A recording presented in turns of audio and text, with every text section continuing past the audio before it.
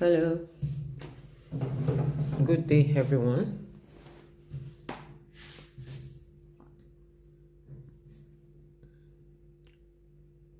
We are to talk about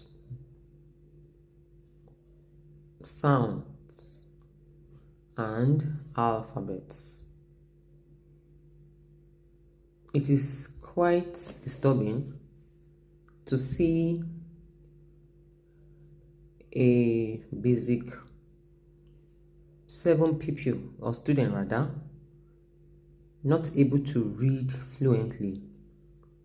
Some of them even in GS2, which is basic 8, cannot read fluently, and they carry on like that.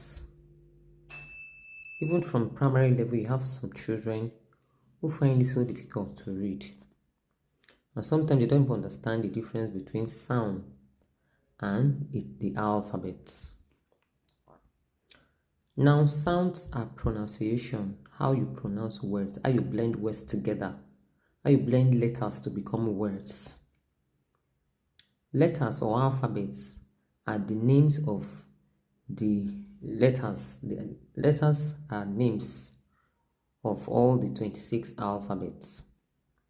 Just like you have 26 alphabets, you can also have sounds for each of them. In fact, you have sound for each of the 26 letters. So understand that sounds are what make children to learn how to read fast or faster than the normal. So once a child is grounded in sound, the child can blend letters and make meaningful words out of letters.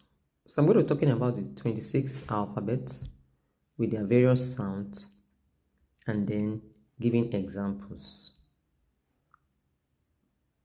Letter A is sound A. Sound A as in ants, ant, apple, A.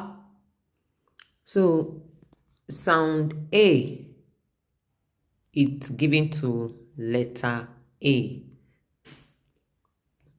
The letter is A, but the sound is A. Letter B, the letter is B, but the sound is B. B, like ball, basket.